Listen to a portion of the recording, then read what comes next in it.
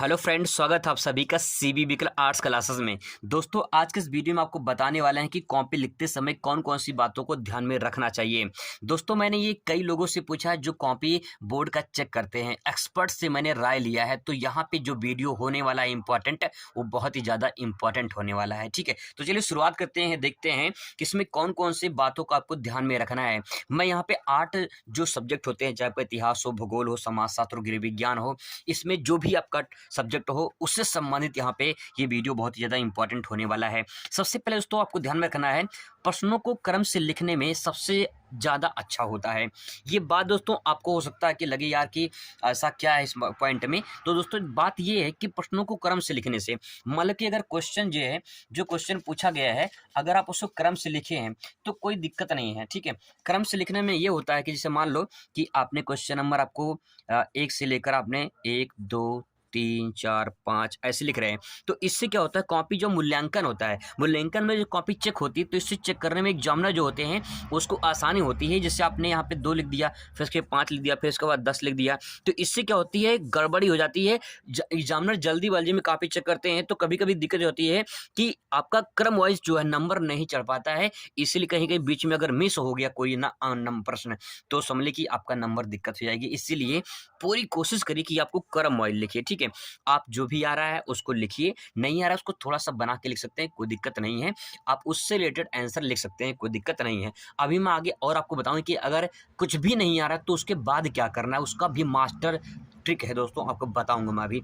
अब दोस्तों यहाँ पे देखिए क्रम वाइज लिखने, सबसे पहली बात ये होती है कि प्रश्नों को क्रम से लिखने से सबसे अच्छा ये होता है कि आपका कॉपी अच्छे से मूल्यांकन हो जाता है। दोस्तों मैं अपनी तरफ से नहीं बता रहा हूँ, बल्कि ये एक्सपर्ट की राय मैंने लिया है, जो कॉपी बोर्ड की चेक करते हैं उनसे मैंने राय लिया है, और वो खुद बताए हैं कि कॉपी को ऐसे ही अगर लिखते हैं तो ज़्यादा फायदा होता है। अब पहला पॉइंट ये हो गया। अब देखिए दूसरा पॉइंट, प्रत्येक उत्तर के बाद थोड़ा स्थान जरूर छोड़ना चाहिए। अब दोस्तों मैं इसको कॉपी दिखाकर एग्जाम्पल बताता हूँ कि इसका सही तरीके से कॉपी कैसा लिखा जाएगा। दोस्तों इस पॉइंट में कहा गया है प्रत्येक उत्तर के बाद थोड़ा स्थान जरूर छोड़ना चाहिए।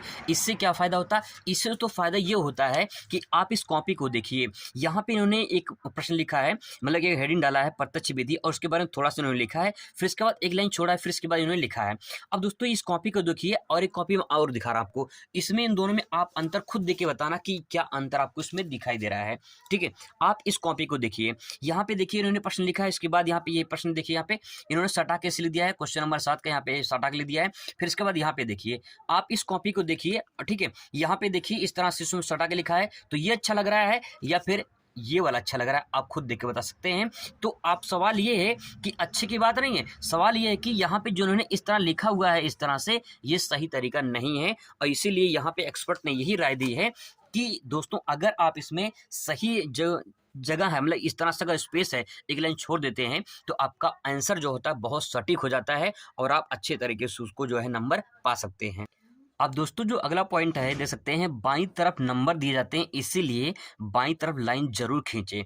बाईं तरफ लाइन दोस्तों, यहाँ पे लाइन इसलिए खींचा यहाँ पे कहा जा रहा है कि बाईं तरफ एग्जामिनर नंबर देते हैं। नंबर देने का मतलब ये है कि आप इस कॉपी को देखिए, ठीक है, जैसे मान लो ये बाईं लाइन खींचा है ऐसे, तो यहाँ पे जैसे मान लो ये सही है, ठीक है, तो अगर एग्जाम को नंबर देना हो तो आपको यहाँ पे एक नंबर ऐसे दे देते हैं, अगर ये भी सही है तो एक नंबर यहाँ पे ऐसे देते हैं। नंबर यहाँ पे दिया जाता है, बीच में नंबर नहीं दिया जाता। ठीक है, ये एग्जामिनर की कही हुई बात है, जो मैं दोस्तों आपको सीक्रेट बाय बता रहा हूँ। अगर आप ऐसे लिखते हो दिक्कत आपको नहीं होगी। अगर आप कॉपी को इस तरह लिखते, देखिए यहाँ पे लाइन यहाँ पे नहीं खींचा इन्होंने, अगर यहाँ पे लाइन नहीं खींचा तो यार अगर इसको चेक करते हैं, इनका लिखने की शैली देखिए कैसे इन्होंने लिखा हुआ है। ठीक है, तो कहीं ना कहीं दोस्तों ये प्रॉब्लम हो जाती है, ये कॉपी जो है गलत हो सकती है, इसलिए इस बात को ध्यान रखेंगे।